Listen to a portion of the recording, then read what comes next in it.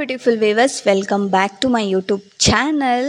ಎಲ್ಲರಿಗೂ ಗುರುವಾರದ ವ್ಲಾಗ್ಗೆ ವೆಲ್ಕಮ್ ಮಾಡ್ತಾ ಬೆಳಗ್ಗೆನೇ ಸ್ವಲ್ಪ ಫ್ರೆಶ್ ಅಪ್ ಎಲ್ಲ ಆಗಿ ದೇವ್ರ ಪೂಜೆ ಎಲ್ಲ ಮುಗಿಸಿ ಅಡುಗೆ ಮಾಡೋಣ ಅಂತ ಹೇಳ್ಬಿಟ್ಟು ಬಂದಿದ್ದೆ. ನೆನ್ನೆನೇ ದೋಸೆಗೆ ರುಬ್ಬಿ ಎತ್ತಿಟ್ಟಿದ್ದೆ.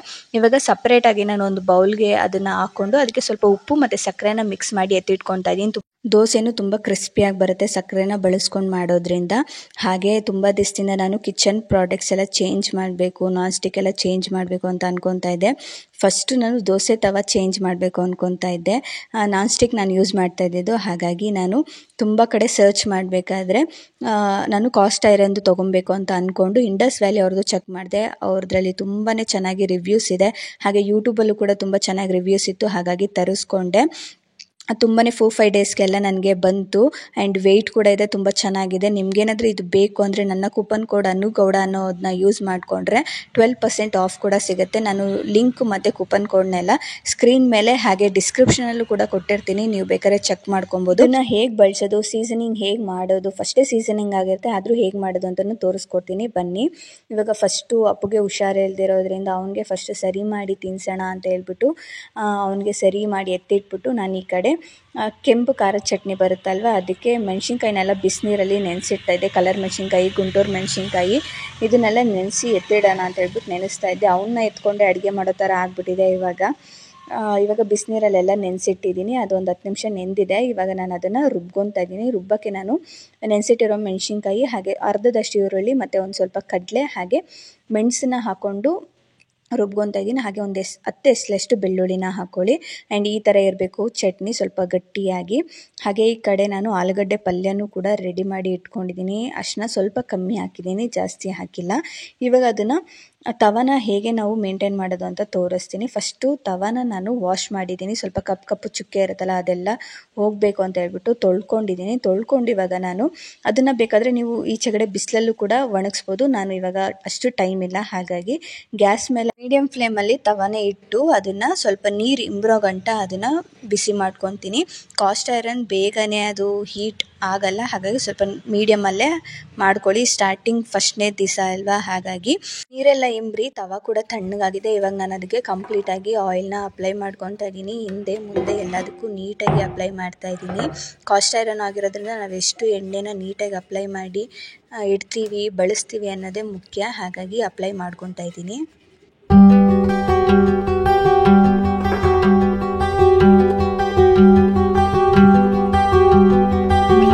ಇವಾಗ ನಾನು ಆ ತವದ ಮೇಲೆ ಸ್ವಲ್ಪ ಎಣ್ಣೆ ಹಾಕಿ ಈರುಳ್ಳಿನ ಹಾಕ್ಕೊಂಡು ಚೆನ್ನಾಗಿ ಫ್ರೈ ಮಾಡ್ಕೊತಾ ಇದ್ದೀನಿ. ಸ್ವಲ್ಪ ಬ್ರೌನಿಷ್ ಬರೋ ಗಂಟ ಮೀಡಿಯಮ್ ಫ್ಲೇಮಲ್ಲಿ ಇಟ್ಕೊಂಡು ಇದನ್ನೆಲ್ಲ ಮಾಡ್ಕೊಬೇಕು. ಹೈ ಫ್ಲೇಮಲ್ಲಿ ಇಟ್ಕೊಂಡ್ರೆ ಸರಿ ಹೋಗಲ್ಲ, ಹಾಗಾಗಿ ಮೀಡಿಯಮ್ ಫ್ಲೇಮಲ್ಲೇ ಇಟ್ಕೊಂಡು ಚೆನ್ನಾಗಿ ಈರುಳ್ಳಿನೆಲ್ಲ ಸೈಡ್ಗೆ ತಗೊತಾ ಇದ್ದೀನಿ.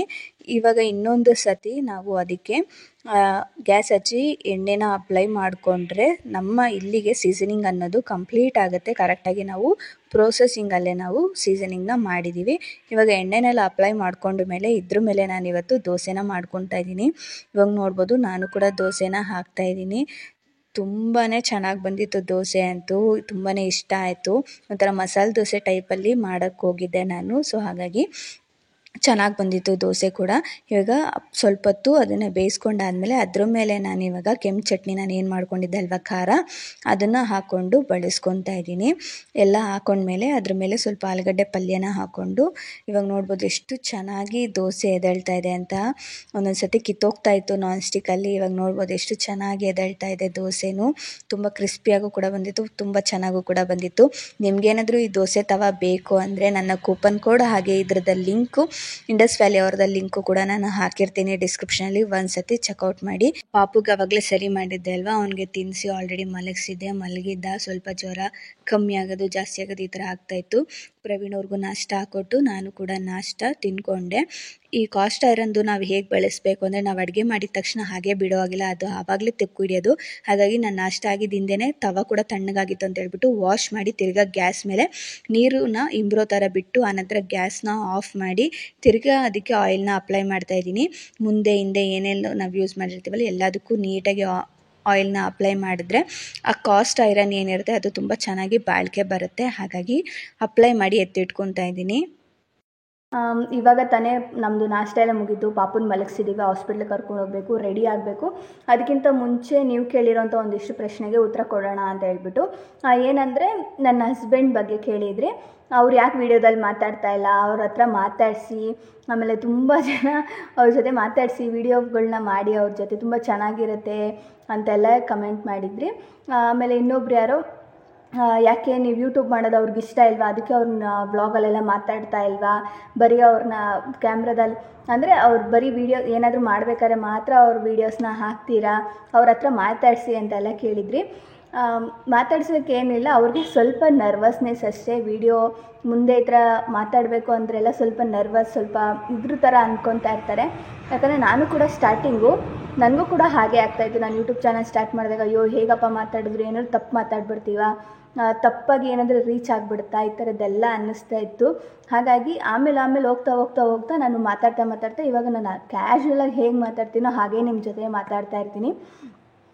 ಹಾಗೆ ನಮ್ಮಮ್ಮ ನಮ್ಮ ಅಕ್ಕನೂ ಅಷ್ಟೇ, ಅವರು ಸ್ಟಾರ್ಟಿಂಗ್ ಯಾವುದ್ರಲ್ಲೂ ಮಾತಾಡಿರಲಿಲ್ಲ. ನಾನು ಇವಾಗ ಅವ್ರಿಗೆ ಹೇಳಿ ಇಲ್ಲ ಮಾತಾಡಿ ಏನಾಗಲ್ಲ ಅಂತೇಳಿ ಆವಾಗ ಮಾತಾಡಿಸ್ತೀನಿ. ಹಾಗೆ ನನ್ನ ಹಸ್ಬೆಂಡ್ ಕೂಡ ಅಷ್ಟೇ, ಅವ್ರಿಗೂ ಸ್ವಲ್ಪ ಮಾತಾಡೋಕ್ಕೆ ಬರ್ತಾರೆ. ನಾನು ಹೇಳ್ತೀನಿ ಮಾತಾಡಿ, ಹಾಯ್ ಮಾಡಿ, ಈ ಥರ ಎಲ್ಲ ಮಾಡಿ ಅಂತ ಹೇಳ್ತೀನಿ. ಆದರೆ ಸಡನ್ನಾಗಿ ಅವ್ರಿಗೆ ಏನು ಅನಿಸುತ್ತೋ ಗೊತ್ತಿಲ್ಲ, ನರ್ವಸ್ ಆಗ್ತಾರೆ, ಒಂಥರ ಇದ್ರ ಥರ ಆಗಿಬಿಡ್ತಾರೆ. ಇಲ್ಲ ಇನ್ನೊಂದು ದಿವಸ ಮಾತಾಡ್ತೀನಿ ಅಂತ ಹೊರಟೋಗ್ತಾರೆ. ಅದರಲ್ಲೂ ಅವ್ರಿಗೆ ಯಾವಾಗಲೂ ಬೇರೆ ಕೆಲಸಗಳು ಕೂಡ ಜಾಸ್ತಿನೇ, ಈಚೆಗಡೆ ಕೆಲಸ, ಹೊಲ ಕೆಲಸ ಇದೆಲ್ಲ ಇರೋದ್ರಿಂದ ನನಗೂ ಕೂಡ ತುಂಬ ಪ್ರೆಷರ್ ಹಾಕೋಕ್ಕಾಗಲ್ಲ.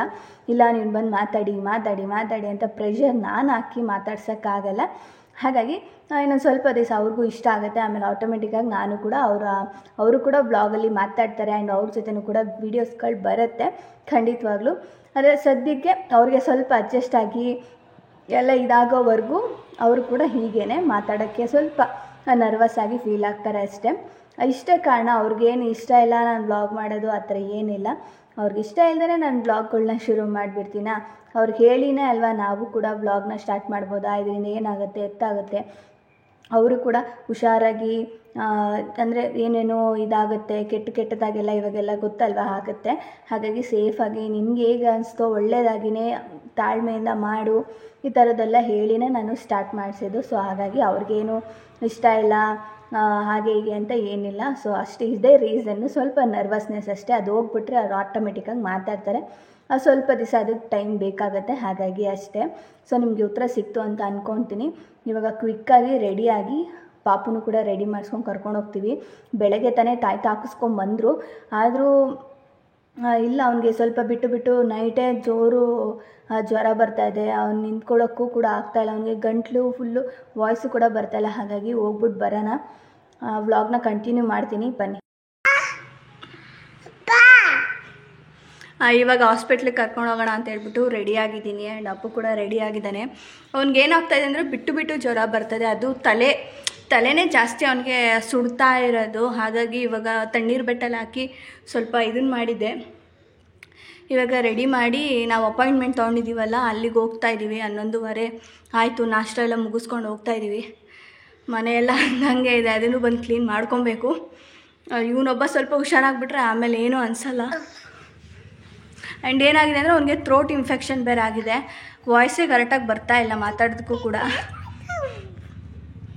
ಆದಷ್ಟು ಆ್ಯಕ್ಟಿವ್ ಆಗಿ ಇರೋ ಥರ ನೋಡ್ಕೊತಾ ಇದ್ದೀನಿ. ಇಲ್ಲಾಂದರೆ ಅವನ್ನ ಹಿಂಗೆ ಮಲಗಿರ್ತಾನೆ, ಅದನ್ನು ನೋಡೋಕ್ಕಾಗಲ್ಲ. ಹಾಗಾಗಿ ಸ್ವಲ್ಪ ಎತ್ಕೊಂಡು ಓಡಾಡಿಸ್ಕೊಂಡು ಆ್ಯಕ್ಟಿವ್ ಆಗಿ ಇರೋ ಥರ ಮಾಡ್ತಾಯಿದ್ದೀನಿ. ಹೋಗ್ತೀವಿ ಇವಾಗ, ಬನ್ನಿ. ಓಯ್ ಏನಾಯ್ತಪ್ಪ?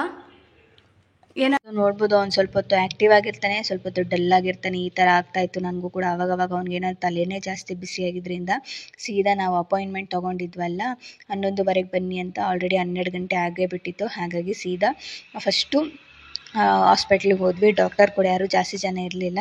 ಸೊ ಹೋಗಿ ಚೆಕಪ್ ಎಲ್ಲ ಮಾಡಿಸಿದ್ವಿ. ಆ್ಯಂಡ್ ಅವ್ರು ಹೇಳಿದ್ರು ಗಂಟಲಲ್ಲಿ ಇನ್ಫೆಕ್ಷನ್ ಆಗಿದೆ ಅಂತ ಹೇಳಿದ್ರು. ಅವರು ಕೂಡ ಗಂಟಲೆಲ್ಲ ಚೆಕ್ ಮಾಡಿದ್ರು. ಅಂದರೆ ವಾಯ್ಸ್ ಚೇಂಜ್ ಆಗಿಬಿಟ್ಟಿತ್ತಲ್ಲ, ಹಾಗಾಗಿ ತೋರಿಸ್ಕೊಂಡು ಸಿರಪ್ ಎಲ್ಲ ಕೊಟ್ಟರು. ಅಲ್ಲಿಂದ ಅದ್ರ ಪಕ್ಕದಲ್ಲೇ ಬರ್ಡ್ಸ್ ಶಾಪ್ ಇದೆ, ಅಲ್ಲಿ ಅದನ್ನೆಲ್ಲ ತೋರಿಸ್ತಾ ಇದ್ರು. ಕೂಡ ನೋಡಿ ಅದನ್ನೆಲ್ಲ ಮುಟ್ಟಕ್ಕೆ ಹೋಗ್ತಾ ಇದ್ದ. ಹಾಗೆ ನನಗೆ ಏನಾದರೂ ಸ್ವಲ್ಪ ಮನೆಗೆ ಐಟಮ್ಸ್ ಬೇಕಾದರೆ ನಾವು ಈ ಥರ ಬಜಾರ್ಗಳಿಗೆ ಅಲ್ಲಿ ಹೋಗೋದು. ಸ್ವಲ್ಪ ಮುಂದೆ ಹೋಗ್ಬಿಟ್ವಿ, ಆಮೇಲೆ ಇಲ್ಲೇ ಇತ್ತು ಒಂದು ಬಜಾರು.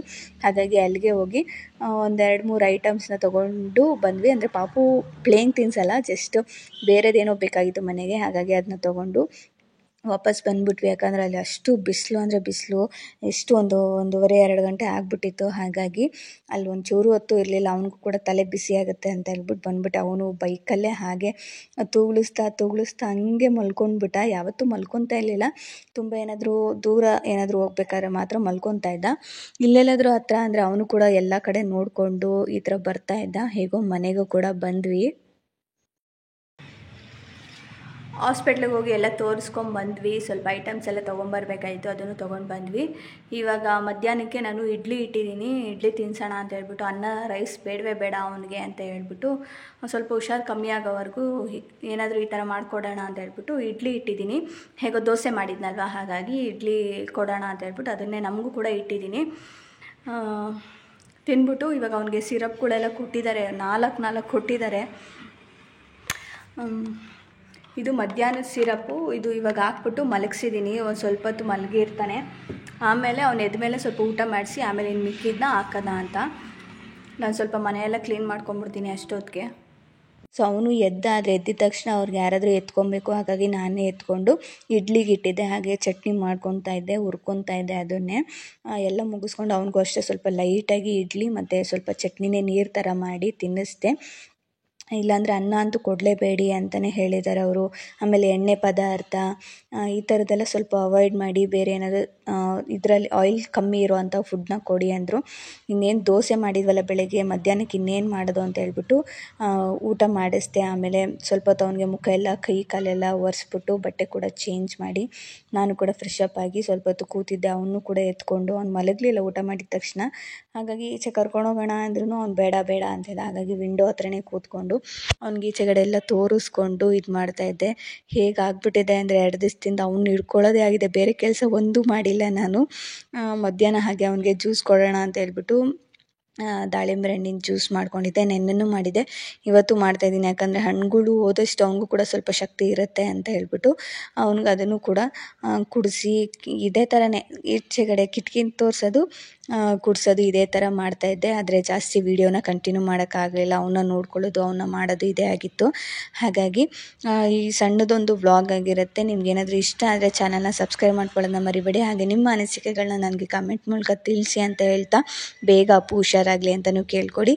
ಸಿಗೋಣ ಮುಂದಿನ ವೀಡಿಯೋದಲ್ಲಿ. ಅಲ್ಲಿವರೆಗೂ take care, bye. Thank you for watching. Lots of love.